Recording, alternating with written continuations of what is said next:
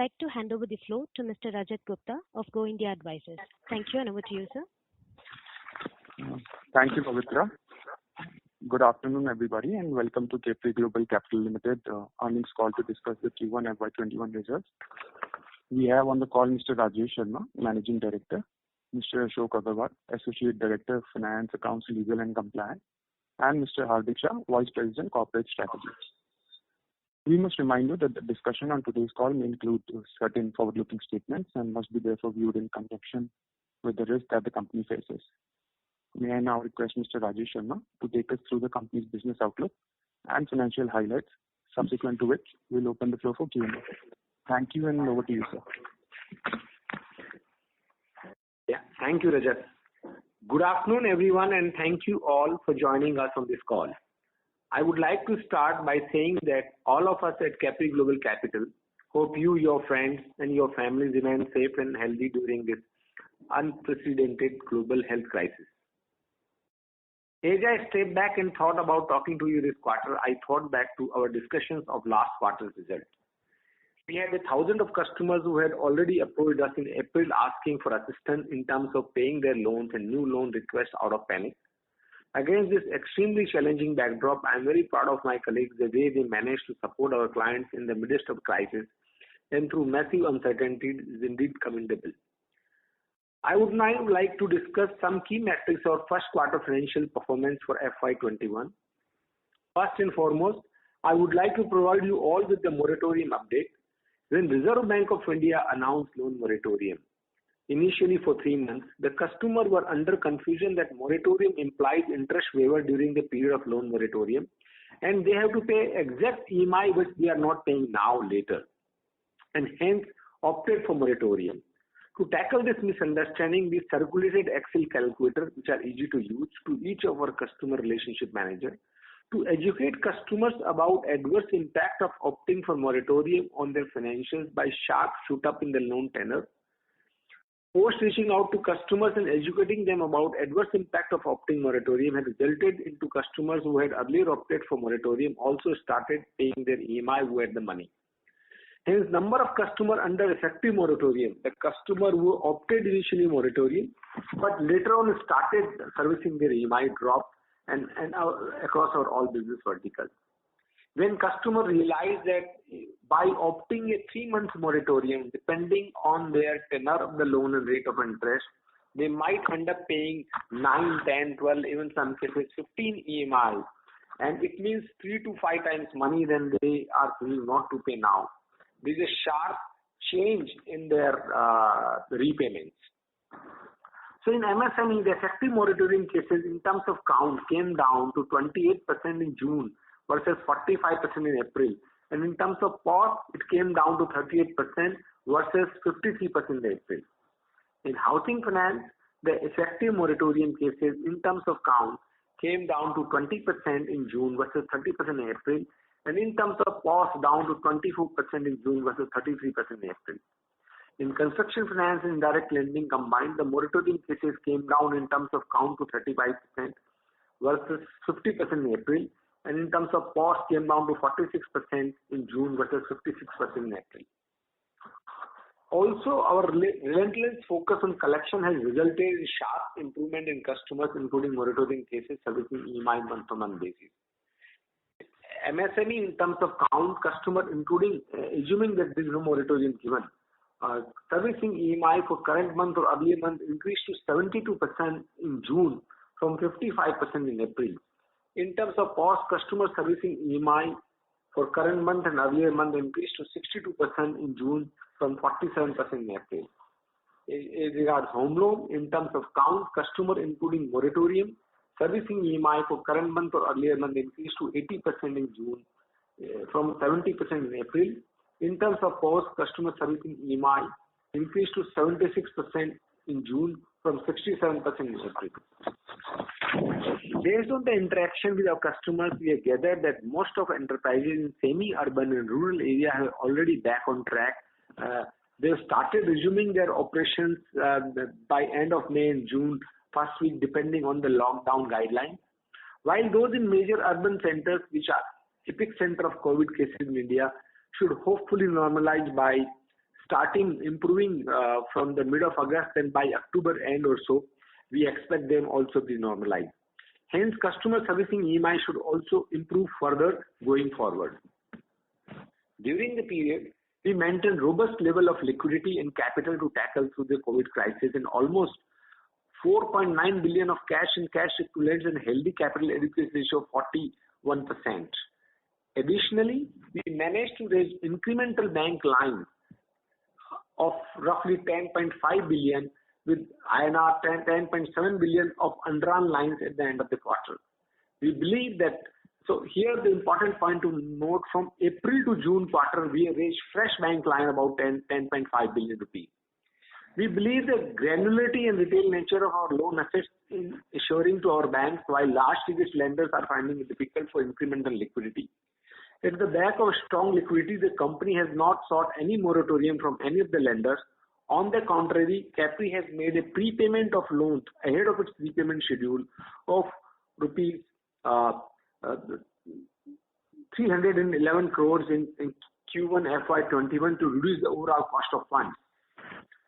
Given the uncertainty over the potential macroeconomic impact, we have made extra provision for expected credit loss on financial assets in Q1 FY21 of INR 203 million, which is over and above INR 136 million COVID-related provisions made during Q4 FY20. Effectively, the total COVID-related provisions stood at about INR 339 million, and based on the current indicators of future economic conditions, we consider these provisions are to be adequate. As we continue to navigate the challenging and uncertain environment, this quarter's performance once again demonstrates the benefit of the diversification and scale of our platform. Also, as a result of our stringent cost control and strong risk management framework, we reported a strong and healthy Q1 FY21. I'll just touch on a few highlights here.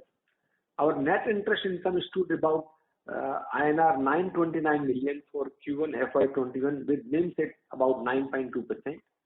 We identified areas where discretionary in nature and started curtailing those expenses along with rationalizing our branch network, leading to a substantial reduction in our cost to income ratios about 25% in Q1 FY21 as compared to 36.7% in Q4 FY20. Hence, our pre-provision operating profit stood at about 731 million for Q1 FY21, registering a growth of about 27% year on year. Our profit after tax for Q1 FY21 stood at rupees 396 million after considering rupees 203 million contingency provision for COVID. The asset quality remained healthy with GNPA 90 plus DPD portfolio at 2.33% and net NPA about 0.25%. We maintain a strong portfolio yield about 16.3% in QY FY21 against 16% in Q1 FY20. Our AUM ending Q1 FY21 stood at rupees about 40.48 billion. MSME lending continues to be the key focus area and constitute about 51% of the book, while the rest of the contributions comes from construction finance and housing finance, constituting about 24% and 23% of overall portfolio respectively. We have maintained our credit rating of A plus from CARE, AA- from Brickwork, amid the uncertain and peer downgrade. Our return on equity stood at about 10.2%, while our return on assets stood about 3.5% for Q1 FY21. With our continued focus on the long-term borrowing, our ALM is comfortable in light of the fact that option of availing moratorium for customer has been extended up to 31st August 2020. We have significantly ramped up our digital payment infrastructure and launched several technological initiatives, adding benefits in collection, underwriting, disbursement, risk, etc. The NBFC industry has been adversely impacted due to the COVID crisis, and I would briefly explain how we are positioned in the current scenario. Talking about our major portfolio, that is MSME, which have been severely impacted due to the lockdown, at Capri, we have been focusing on semi-urban and rural areas where the impact of COVID so far has been minimal, and we have resumed business in all branches. Subject to criteria that number of active COVID-19 cases in respective districts are less than 1,000 and business activities back to normal in those districts. We are also seeing new loan demand coming up, which we are cautiously analyzing before disbursement. As of now, we have started offering top-up loan on existing loans which were standard pre-COVID, and those customers have not opted for moratorium. Additionally, we are planning to disburse about 1,500 million to MSME under government guaranteed emergency credit line by October in 2020. Our construction finance book is catering to small developers with an average ticket size of about 74 million per borrower, almost 130 customers spread across 11 cities. Our developers don't get credit from banks in a timely manner, and that is why they come to us. Hence, I believe our strategy focus on mid and small size developer focusing on catering affordable housing segment in Tier 3, Tier 4 towns put us in a good stride compared to other financial institutions whose focus area is large ticket construction finance loan. Further, as per our internal survey of developers, around 70% of them have resumed work at their project site, and they exhibited confidence that more laborers are expected to return to projects post Kharif season sowing. Also, they expect demand for affordable segment to return to pre-COVID level by October or November, when normalcy is expected within the Indian economy. Under the affordable housing finance business, we are targeting Tier 2 and Tier 3 cities, where we have already empowered over 9,600 families to realize their dream of owning a home. In terms of demand for affordable housing, as per ANAROCK Consumer Sentiment Survey, demand is undented for affordable housing post-COVID-19. Hence, we expect this segment will continue to register strong traction going forward. As we go forward, we continue to prepare for the prolonged economic challenges and look beyond market valuation in overall assessment of risk. We maintain a strong financial profile and remain agile with our balance sheet as we continue to serve our clients. Against the backdrop of an unprecedented environment, the range of outcome is broader than ever before. But our priorities remain unchanged. We are focused on supporting our employees, customers, clients, and communities on being good stewards of the capital entrusted to us by our shareholders. So to wrap up, I would like to mention that I am proud of the people at Capri Global, as we have worked tirelessly during this time to engage and serve our clients, leverage technology to ensure our resiliency, and prudently manage our risk and financial resources. With that, we may open the line for Q&A. Thank you, sir. Ladies and gentlemen, we will now begin the question and answer session. If you have a question, please press star and 1 on your telephone keypad and wait for your turn to ask the question. If you would like to withdraw your request, you may do so by pressing star and 1 again. I repeat, ladies and gentlemen, if you have a question, please press star and 1 on your telephone keypad.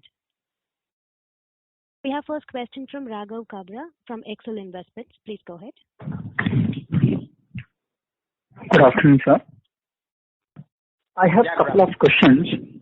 So the first one is, just wanted to understand, what sort of measures have you taken on the cost side, as your cost to income ratio have come down significantly in this quarter?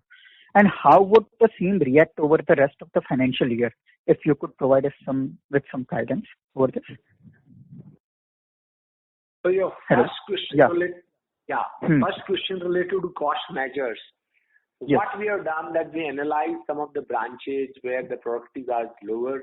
We have realigned those branches to nearby branches, and instead of keeping the branches at a full-fledged branch, we have started resident branches. Some of the places we have reduced our rents, and also during this time when our disbursements were not happening, we have realigned some of the non-productive staff. So we have trimmed the staff strength where at the ground where the productivity was lower. So based on the January to March quarter performance parameter, we do this exercise every year, and you have seen that year after year we are improving our cost to income ratio. I expect that this year cost to income ratio may not remain the next quarter the same it was 24, but we will try to maintain below 30%, is against the last year about 45%. Okay, sir. And sir, one more question is with MSME business resuming, what sort of growth are we targeting in this segment in coming couple of quarters? And also, how cautious are you on lending in your construction finance portfolio? So as regards our MSME customer segment and what growth we can target, I would like to answer that out of 144 branch managers across our 81 branches, out of that 99 are situated where the number of COVID patients are less than 500. They are in tier 3, tier 4 towns. So you can imagine the business is back to normal. The demand of the loan is coming back. And from these branches, we are already launched the new business sourcing, the top up to our existing customers, those customers who were standard account pre-COVID, plus they are paying all the EMI due from March, April, May, June period. Those customers we are offering top loan, and same customer category we are offering also emergency credit line. So these three products we have already started working in these 99 branch managers which are in tier 3, tier 4 towns. So I expect these will grow further based on the lockdown opening and normalcy coming back. Second, MSME is going to be our key growth driver. Now, as regards construction finance, we are doing this construction finance business in very retail and granular way. We are catering to small developers who acquire the land, take all the approval, and they require about 7 crore to 15 crore rupees kind of a loan, where loan is released after approval linked to the construction. So these tier 3, tier 4 towns, small developers, they are building affordable homes. Their sales is also that not a problem. We, during this COVID time also, we analyzed that from the June and onwards, about 70% of our developers have already resumed the operation at their site, and we expect them to do well. Construction finance, if you've seen the last year to this year, we have degrown our book.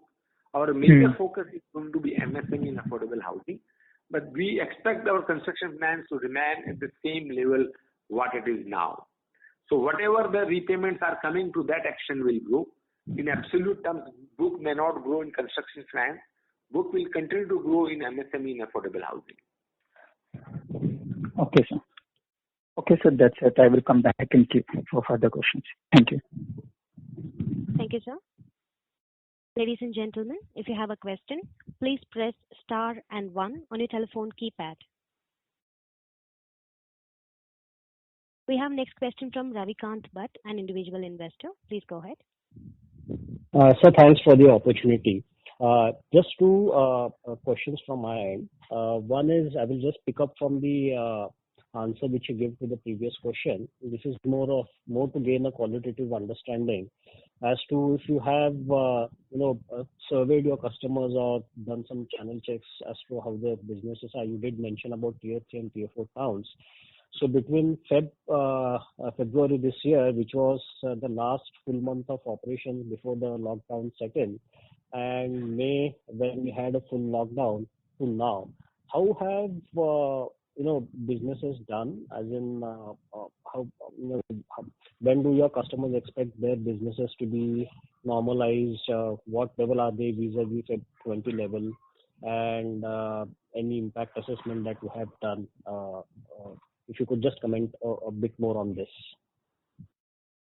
So customers which are, it is based on the location. So customers which are based in MMR, Pune, Aurangabad, Indore, Bhopal, Jaipur, Ahmedabad, where COVID impact was more, are impacted more, and among them the worst affected is Mumbai metropolitan region, because of the two reasons that lockdown lasted longer, plus unless the local trains are not resumed, the impact is going to be continued.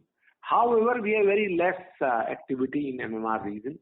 Our entire branch network, if you look at, they are based out of tier 3, tier 4 towns. It can be Akola, it can be Amravati, in Madhya Pradesh it can be like Satna, it can be.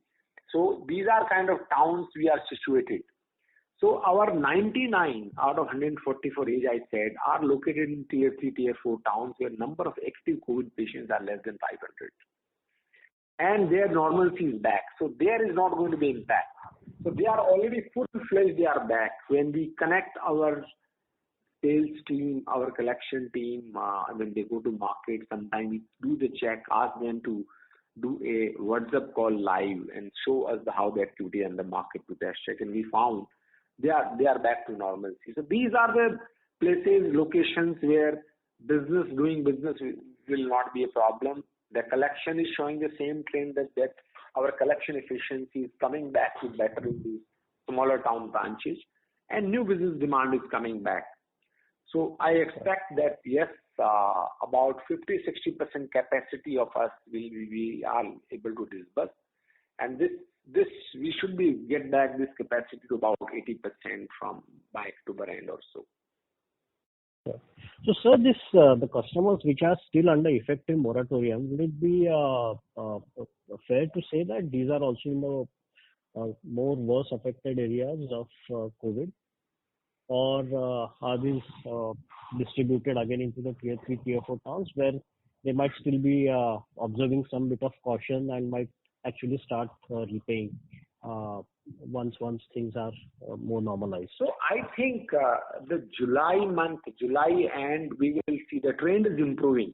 If we see the trend clearly in terms of MSME, in POS terms in April, about 53% customers were under effective moratorium, which is now come down to 38. It means 38. In absolute terms, 68% customers have paid their EMI and 38% is still under moratorium. But depending on the business, I think July and August, these are the 2 months where many lockdown is getting relaxed and their business will come back to normalcy. Thus, many banks are also offering money in the market in the emergency credit line. We are also giving on selective basis. That will also improve the credit flow to them and their business will come back to normalcy in terms of if anybody needs liquidity also. So collectively we see because of all these efforts, moratorium month after month is reducing. In April it was 53%, then in May it came 48, June it came 38, July it will come further down. So we see the collection efficiency is improving. In home loan, if you talk about in terms of cost, it was 33% customer who were not paying in April. It has come down to 24% in June. It will go down further.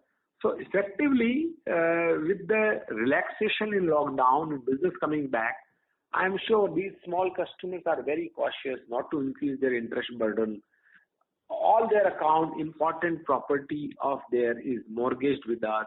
With the loan to value in MSME is about 50%, in home loan is about 70%. With that kind of a loan to value, they will not take any chance. Our repayment will always be the priority. It has been in the past, and we believe that there is substantial improvement in the next 2 months will happen, and the trend is also showing this. Sure. Thanks. And so one last question. I'm looking at slide number 23, where you give the asset liability split. You have basically shown bucket-wise net inflow or outflow. I think it's for all the buckets, it's net cumulative inflow that we have. How is moratorium factored in while calculating the inflows in this particular construction?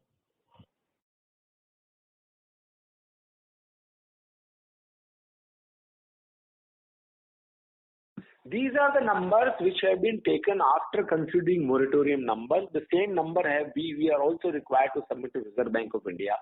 Sure. So that the same numbers are there. Yes. So moratorium is given. Okay. So in case your collection trends continue to improve, which I'm sure they should, you are going to see a better inflow. So this will only show an improvement, correct? So this is the most conservative. In the worst scenario, our ALM is in any case positive. If the collection improves further, it is going to make it better only. But in any case, inflow versus outflow, all our buckets are positive. Reason being, we have 40% capital adequacy. Reason being that all the liabilities are long term. Right. Yeah. Thanks, sir. This was helpful, and wish you all the best. Thank you. Thank you, sir.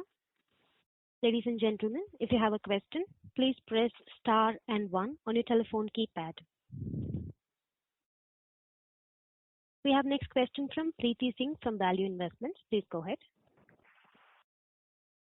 Yeah, hi, good afternoon, sir. Just want to know that as we are seeing varied opinions regarding the economy, so on one side, the SBI chairman is saying that it's the best time to lend, while Mr. Kotak is cautious at the moment. So what's your view on the ongoing situation in terms of lending and disbursement? And what's the big picture view on the economy? So, yes, we are cautious. So what we have done in the fresh lending, the valuation of the property we have trimmed down by 10%. And plus, we are only lending to those customers whose business has started operation. We can see the activity is nearly normal. So we are conservative on the valuation, we are conservative on the assessment side. And to our existing customer who have not opted for moratorium and paid all the 4 EMI in case they are looking for any money for expansion, we are considering them. So collectively, while we are cautious, but we are seeing the demand of the money in the tier 3, tier 4 towns and semi-urban areas. We are more cautious in the region, the metro cities like Ahmedabad, Baroda, Jaipur, Pune, Bombay. So few towns we are cautious, but semi-urban and urban areas, the demand is back. And with the conservative valuation of property and loan to value keeping it about 50%, we have started the business and we are seeing the traction. That is all I can say. Okay. Another question was, can you throw some light in regards to ECLGS? So are you lending to all your borrowers? What's the strategy out there? How much have you sanctioned till now under the scheme? So emergency credit line, we launched the product, but not that we want to give everybody.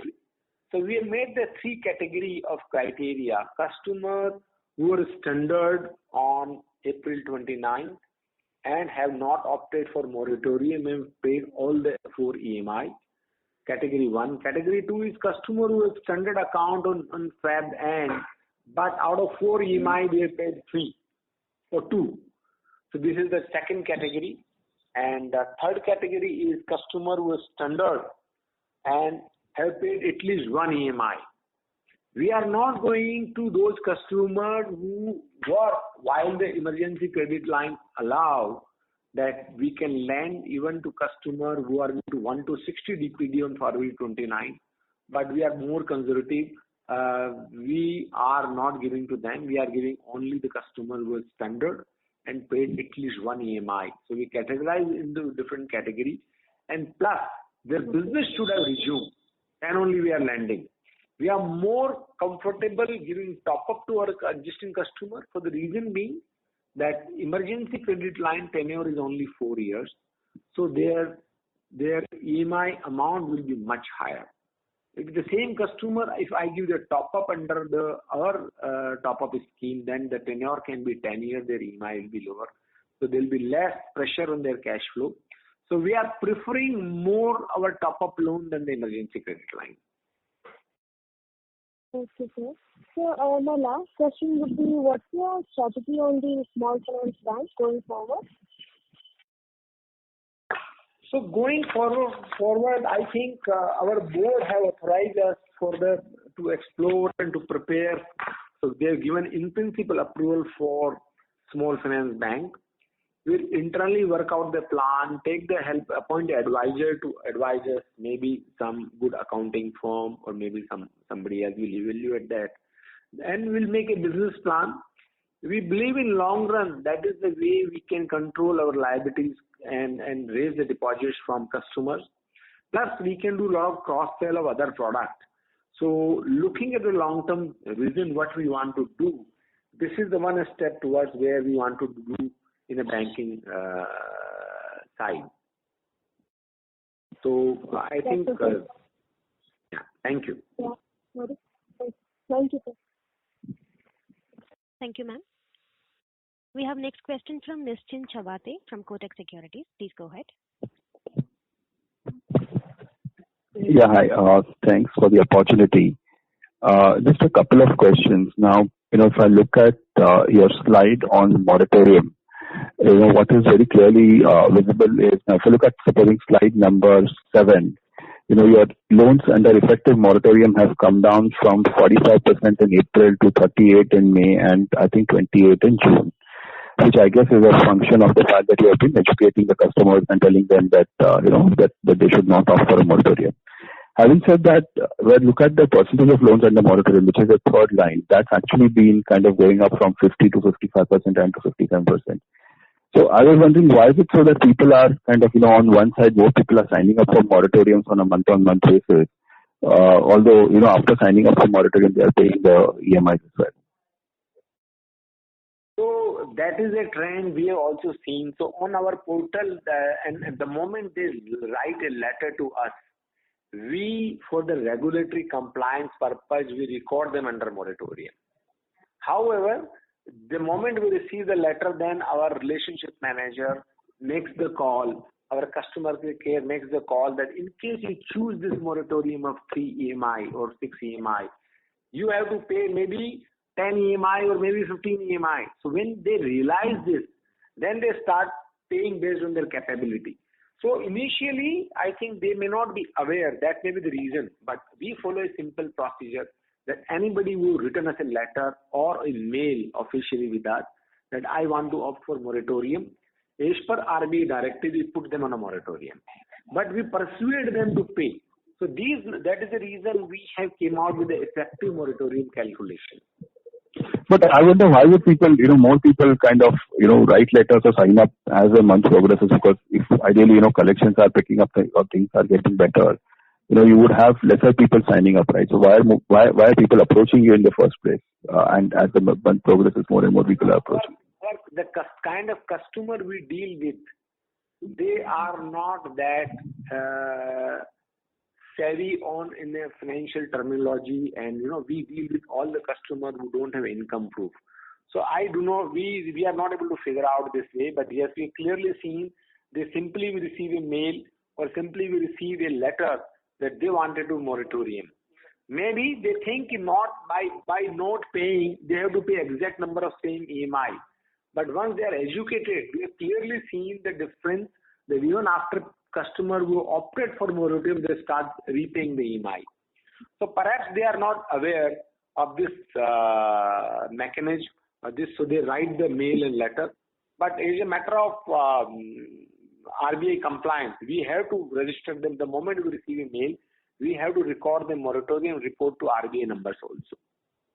And this advance EMI that they are paying, 1 EMI, 2 EMI, 3 EMI, and I think you have explained it well in your in one of the one of the slides. So can these EMIs later on be adjusted against the installments for September, October, November? If somebody is paying, then we don't want to give a message to the customer that okay, we'll give moratorium now and then we adjust later. We are clearly seeing that in tier 3, tier 4 towns, there is a drastically different than the major towns. Their business operations are back to normalcy. So they are saying that why we should educate the customer, you don't pay now, we'll adjust in the future EMI and continue in the moratorium. We are not doing that. Fair point. Just moving on to the undrawn lines of credit, which is slide number 12, I think. Just wondering how much was the undrawn line of credit, let's say last quarter? Or let me put it this way, how much was the sanctioned line of credit last quarter? As against around 6,000 crores this time around. So, which slide you are referring to? 12. 12. So we have given about 799 crore in CGCL and about 275 crore in Capri Global Housing is about 1,074 crore rupees undrawn line. So how much would the number be like last quarter? That's what my question was. You mean to say in the March ending? That's right. Yeah. I'm just trying to understand how much was the increase in sanction limits line between the March and the June quarter. We'll explain that also. The The new line sanction, limit sanction in Q1 is about 1,050 crore rupees. 650 crore rupees the new line we received in CGCL, 400 crore rupees the new line we received in the Capri Global Housing during this COVID time. And that is the reason that we decided, rather than keeping the money in mutual fund at 5.5%, let us repay to the banks advance. So what we did is, effectively we paid ahead of its schedule to the banks their future EMI up to 1st of April 2021. One bank, which was a Yes Bank, their rate was high. We entire amount we have prepaid to them. So that is the reason we have done the prepayment, because we got healthy credit line during this quarter. In terms of Q4, we had about 605 crore rupees credit line. Sorry, your sanction? Undrawn credit line at the end of the March 20 was 605 crore rupees. And gross, I mean, total sanctioned amount? Sanction amount, you mean to say this? As against 6,000 crores, yeah, as against 5,900 crores. How much was the sanction amount in March? So March, you are asking new sanction, March quarter. No, outstanding. So this is an outstanding number, right? Limit sanction 6,000 is outstanding. You have asked what is the undrawn line. So No, I was sorry. No, yeah. I understood that. I'm just saying that I wanted to ask actually what is the gross sanctioned amount as against 6,000? How much was in the March quarter or the March end? So it's against the 1,050 crore rupees sanctioned during this April to June quarter. What was the sanction limit in Jan to March? That is what you are asking, right? That's right. Yeah, just a moment. Sure. Just our details they are taking out. So Sure. I'll come back to answer this question. Yeah. Sure. So just then kind of moving on the emergency line of credit. So you mentioned that you are disbursing around 1,500 crores, or you have already disbursed 1,500 crores. I didn't get that. 150 crores. 1,500 million INR, I said. Yeah, I was just wondering. Okay, yeah, that's right. And this is something that you already disbursed, or you're planning to disburse from the year, or this is something that you got permission from SIDBI, or how does it work? So it is like this. These are the amount we expect to disburse, because as we said, we have a 2,000 crore of portfolio of MSME and 1,000 crore is home loan. So if we come to MSME, 400 crore comes as per the government regulations. However, we have decided that we will offer this pool to about 180 crore rupees to 200 crore rupees customers. 50% customer will not be offering this product.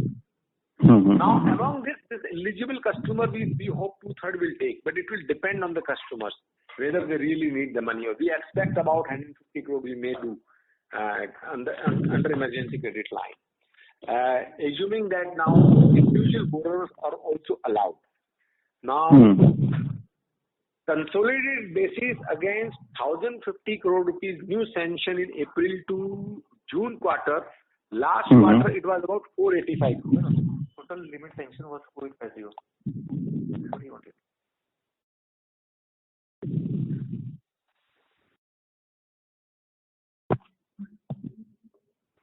Yes. So again, I want to clarify to you that this money which we raised, 1,050, a lot of money came via TLTRO. Now TLTRO money gets disbursed immediately. So rather than keeping money in mutual fund, we decided to prepay to our loan. So we have done that, and we utilized judiciously our credit line to pay ahead. That has also resulted us to negotiate with the lenders a better interest rate. So there is a drastic difference you will see in our cost of fund coming down. Okay. So just coming to the emergency, MSME credit line, I was just wondering, how does the system work? Do you need to, especially for individuals now, do you need to go to SIDBI and take a permission, or how does it really work? No. We need to take permission. We have to upload the data on their portal. Okay. Whenever we are sanctioning, we have to upload the portal, and how we have done that with the technology help. This money we can disburse within 3 working days. So it doesn't require any security creation. It is a simple whom we want to give. We send an offer letter. Our relationship manager make them a call. In case client need the money, then immediately we sign the agreement, which is very simple agreement, and we disburse the money. And then these data are uploaded on the portal of National Credit Guarantee Trust Company. Sure. And okay, so this is just based on the criteria that based on the internal criteria, you will approve or whatever disapprove the loan types. Sure. And just one last question was, on your loans, are the MSME loans guaranteed by real estate, or are these LAP kind of loans, or what is the underlying security over here? Yes. Can you repeat the question again, please? Yeah. Sorry. The last question is on the MSME loans. These are guaranteed by, are these LAP kind of loans? Are they guaranteed by underlying security, or what is the underlying guarantee in MSME loans? By the government? No, for your MSME loans. Every loan of MSME is secured by underlying property of self-occupied house or self-occupied business premises. However, if we give emergency credit line to these customers, that is guaranteed by government. The additional top-up loan under ECLGS may not be having the security covered. Sure, got it. And just one final one, are the repayment terms on your loans MSME, and I'm not talking about the government scheme right now, but generally the repayment terms of your MSME, do they have a flexi component, or where you can change the repayment schedule if the customer is being honest customer, or is it kind of watertight? So we give our loan to MSME customer, which ranges from 7 years to 15 years. Mm-hmm. However, we have seen the trend that most of the loans get closed within 5 years' time. Either they are transferred because they have a clear repayment track record to a lower rate of interest, or because their income level are so small that they change it very fast and they are able to prepay the loan. Now, we have seen a clear trend that these MSME customers, if we talk about our 2014 book is 98% run down today. Mm-hmm. No loan stays in our books more than 5 years. Okay. But if the customer is good, would you change the term of the loan in terms of increasing its duration or cannot increase the tenure, because the moment we increase the tenure, it tantamount to restructuring. Okay, even for a good customer. Even you cannot increase. You can reduce the tenure. You cannot increase the tenure. So suppose a good customer, it means he want to prepay you, or he want to repay you more than what is due. Mm-hmm. You cannot give a loan for 8 years and then convert into 11 years, reducing the EMI burden, because that tantamount in RBI and accounting view is a restructuring of a loan. Sure. Great. Those were my questions. Thank you very much, sir. All the best. Thank you, sir. Ladies and gentlemen, if you have a question, please press star and 1 on your telephone keypad. Next, we have a follow-up question from Mr. Raghav Kabra from Excel Investments. Please go ahead. Thank you, sir, for giving me opportunity again. I just need to ask one last question. Like, what sort of asset quality stress do you see building in your book over next couple of quarters when the moratorium is over? So it's very difficult to predict what could be the stress. But being our portfolio is entirely secured by collateral of property, and loan to value is about 50% in MSME, is about 70% in home loan. Even though for a temporary period, if some loan become a shift into the NPA, maybe the moment business operation comes back, we should be able to bring it back to normalcy. There may be a temporary spike in the NPA by 0.5% or 1%. At this moment, we are not able to judge it. I think clear picture will emerge in September. But we are not expecting that it will be very disproportionate. It will be something which we cannot tolerate. We have already made the adequate provision about 339 million rupees towards COVID provision. We consider that whatever provisions we have made, the new spike of the loan will be well within this range, and we should be able to handle this. Thank you. Thank you, sir. We have next question from Shripal Joshi from Equitas Securities. Please go ahead.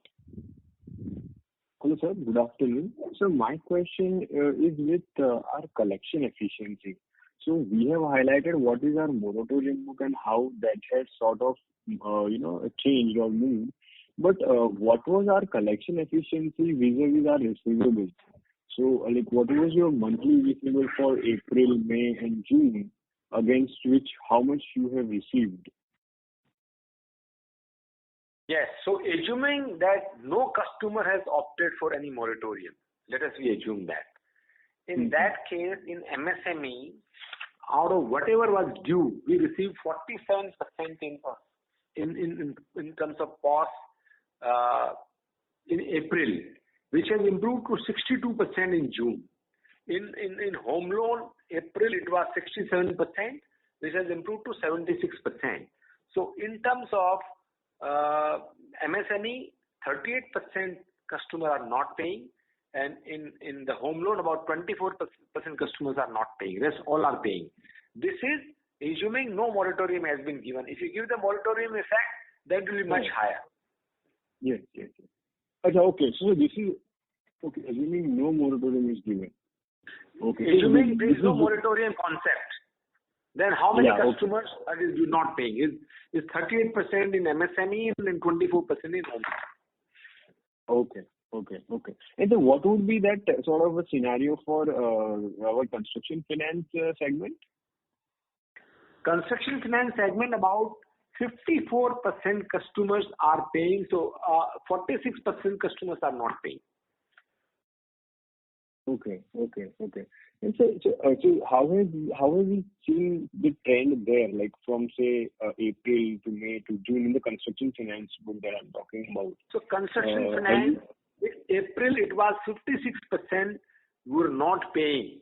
So another 10% customers improvement there, 46 not paying. So from 56 it has come down to 46. We expect the July and August month it will go down further.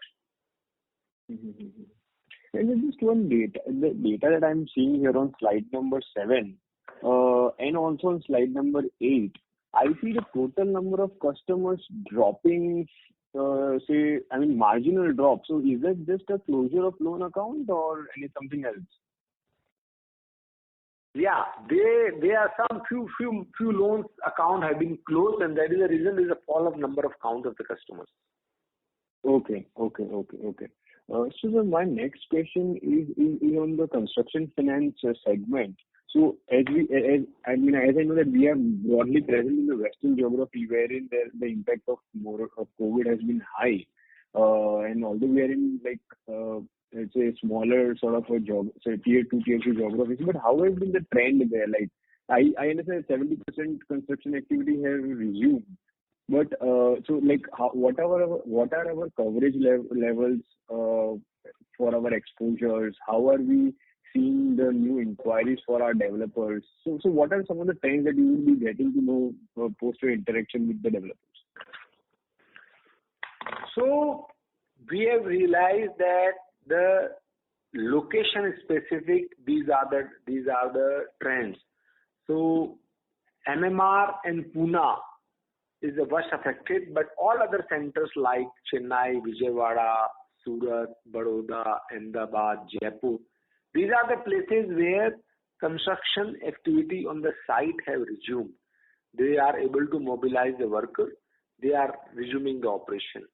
With the progress happening, and those customers will sanction and part disburse. And when we see their activities there and they are getting inquiry of the loans, on verification of that, we are disbursing those customers towards the further construction activity.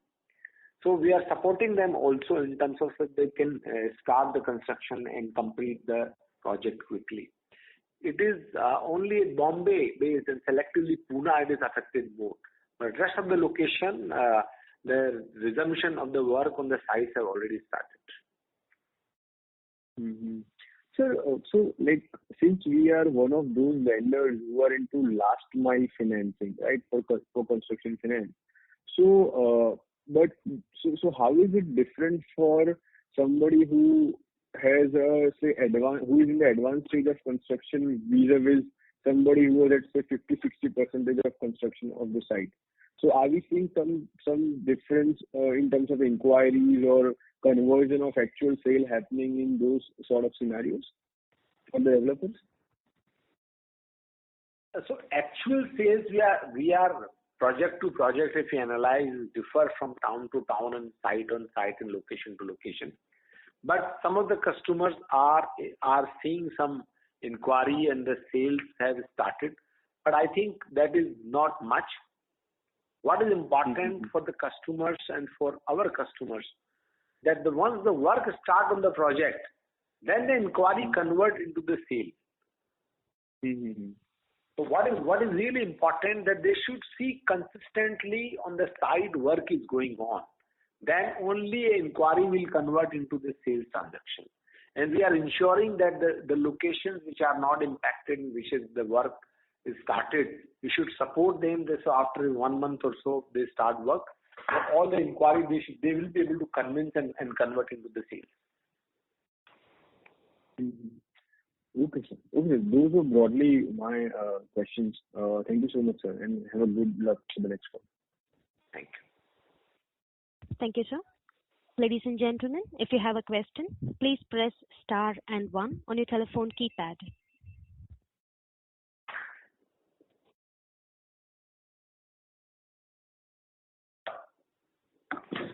Since there are no further questions, I may hand over the floor to management team for closing comments. Over to you, sir.